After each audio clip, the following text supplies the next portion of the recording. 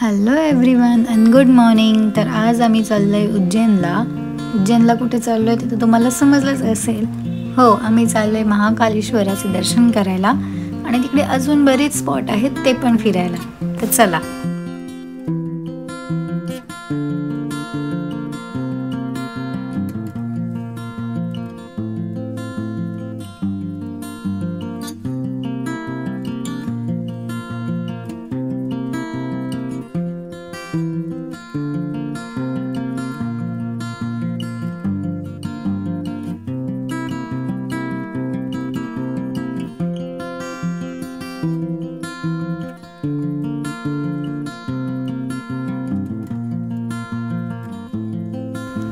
So finally आम्ही 3 तास travel करून उज्जैनला पोचलेलो आहोत. आम्ही इंदौरवरून निघालो होतो. तर इंदौर टू उज्जैनला यायला 3 तास लागतात.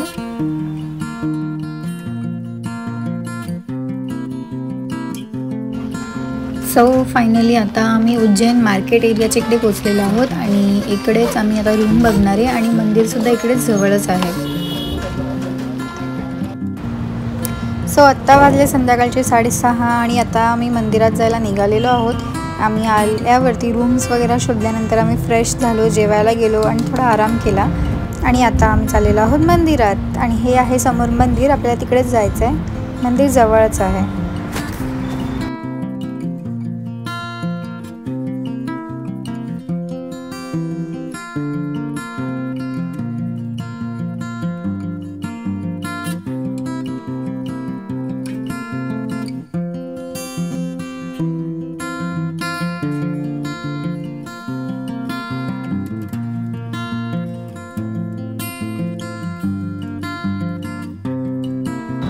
सो गाईज, आतमध्ये फोन्स अलाउड नाही आहेत, तर फोन आम्हाला बाहेरच ठेवावा लागेल लॉकरमध्ये. पण इकडे स्क्रीन आहे, तिकडे आपल्याला दर्शन करता येईल म्हणून मी तुम्हाला हे दाखवते. तर आता आम्ही मंदिराच्या बाहेर आलेलो आहोत. आमचं दर्शन अतिशय सुंदर झालेलं आहे कारण की आम्ही आतमध्ये गेल्यानंतर आम्हाला आरतीसुद्धा बघायला मिळाली आहे. आणि आता आम्ही दुसऱ्या स्पॉटवरती चाललेलो आहोत जे मंदिराच्या बाजूलाच आहे, ज्याला बोलतात महाकाल कॉरिडॉर. तर चला, तुम्हाला मी दाखवते.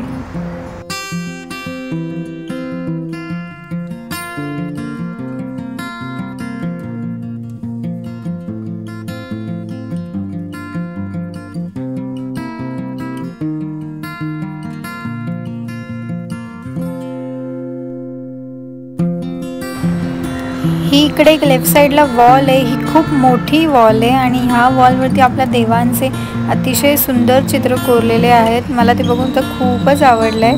म्हणजे मी आता ह्या गाडीत बसले म्हणून नाही तेवढं दाखवता येईल, पण मी तुम्हाला येताना नक्की, मला जितकं जमेल तितकं मी तुम्हाला नक्की दाखवेन.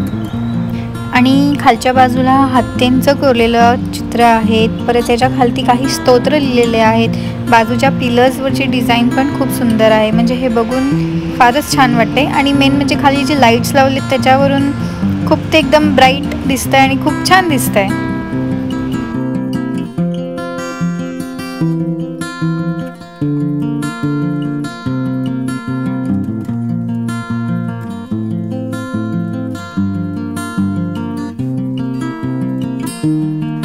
सो फायनली आम्ही महाकाल कॉरिडॉरला पोचलेलो आहोत आणि इकडे एंटर केल्यावरती आजूबाजूचा व्ह्यू बघून खूपच सही वाटलं. आणि हे खूप मोठं आहे फिरण्यासाठी. आणि इकडे एवढ्या मूर्त्या आहेत सगळ्या. काही ऋषीमुनी आहेत, काही तर आपले महादेवांचेच खूप मूर्त्या आहेत. तेच बघायचं आपल्याला. तर चला जाऊया.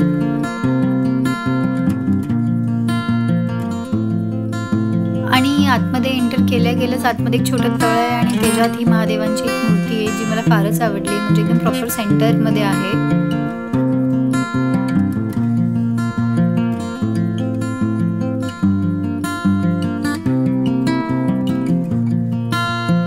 आणि इकडे जेवढ्या मूर्त्या आहेत त्या प्रत्येक मूर्तीच्या खाली एक काही कोरलेलं आहे. म्हणजे हे बघा, इकडे काही स्तोत्र लिहिलेले आहेत आणि बऱ्याच ठिकाणी काही असं एक चित्र कोरलेलं आहे.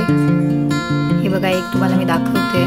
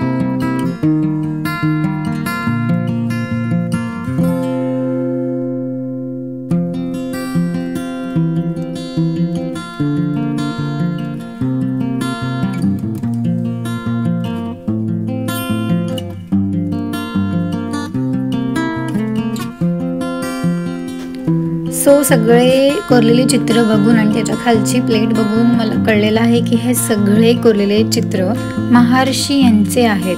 त्यांनी जे काही विद्या प्राप्त केल्या, त्यांच्या शिष्यांना शिकवल्या वगैरे जे काही होतं ते सगळं इथे कोरलेलं आहे आणि ते खूप सुंदर कोरलेलं आहे.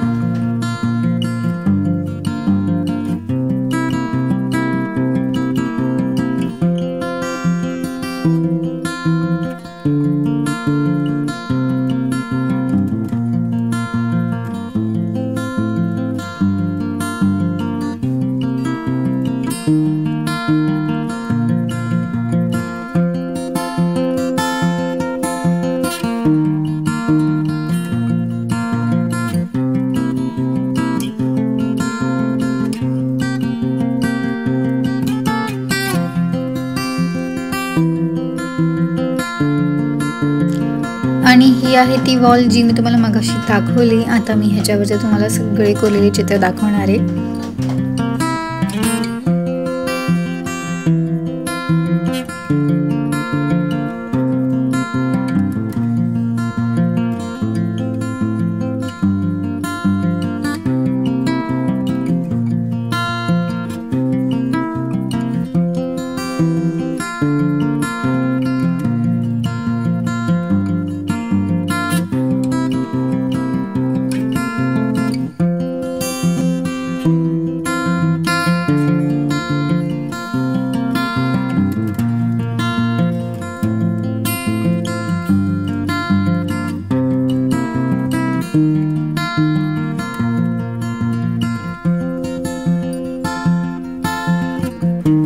तर इकडे हे जे पांढरे दगड बघतायत हे एकावर एक असे ठेवले जातात आणि हे ठेवताना आपल्याला जी काही इच्छा असते ती मागायची असते, पण हे पडले नाही पाहिजेत, हे जसे तसेच राहिले पाहिजेत. जर हे पडले तर इच्छा पूर्ण नाही होणार. आणि हे मी खूप आधीपासून ऐकत आली आहे. आम्ही एकदा गाणगापूरला गेलो होतो जिकडे भस्माचा डोंगर आहे, तिकडे पण हे असे दगडी होते, तेव्हा पण आम्ही केलं होतं. आता इकडे मागे मम्मी पण करायला घेते आणि ह्यांचं झाल्यानंतर मी सुद्धा करणार आहे. सो पप्पांचं करून झालेलं आहे आणि पप्पांनी 6 दगडांचा थर लावलेला आहे आणि मम्मी पण तिकडे ऑलमोस्ट 6च करत आहे.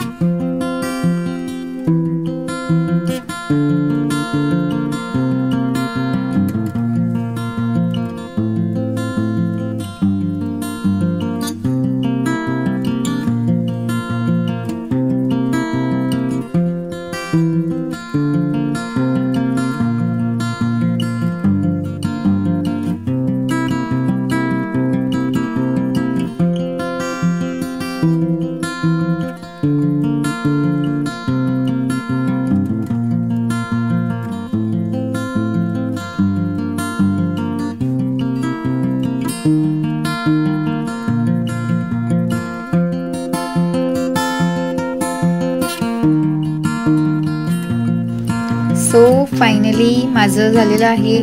माझे, मम्मीचे, पप्पांचे आणि काकांनी सुद्धा 6 थरांचंच केलं होतं. त्याच्यावरती जास्त होत नाही, म्हणजे ते ऑलमोस्ट लोकांनी केलेले आहेत ना 5, 4 किंवा जास्तीत जास्त 6, त्याच्यापेक्षा जास्त मी अजूनपर्यंत नाही बघितलं.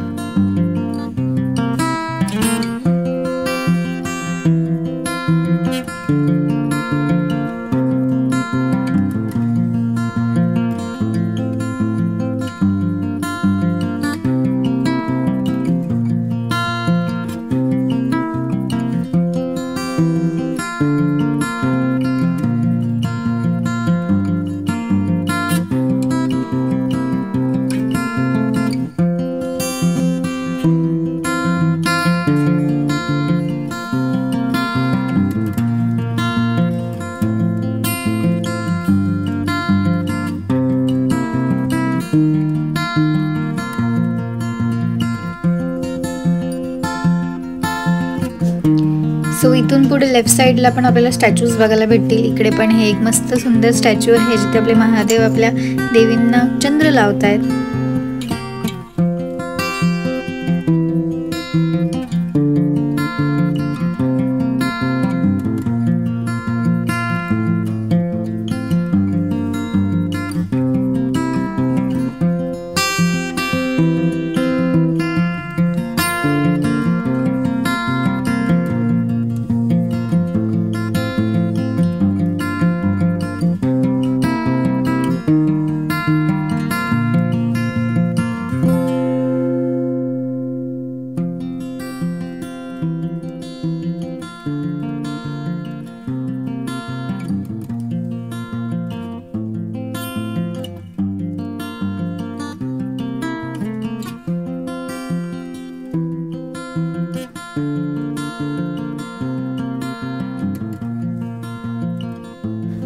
तर इकडे हे एक स्टॅच्यू आहे जिकडे रावणाने कैलाश पर्वत डोक्यावर घेतलेला आहे आणि त्या पर्वतावरती छोटीशी फॅमिली आहे आपले महादेवांची. इथे पुढच्या साईडला मला वाटतं समुद्र मंथनचं आहे. हा, समुद्र मंथनच आहे.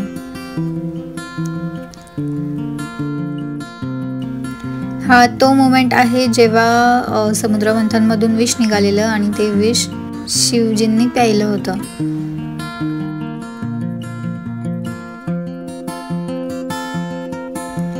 गाईज, अजून एक तुम्हाला गोष्ट सांगायची आहे की हे कॉरिडॉर अजून खूप मोठं आहे. आम्ही अर्धच फिरलोय कारण की आता 9 वाजलेले आहेत आणि मला वाटतं ह्याचा बंद व्हायचा पण टाईम झालेला आहे.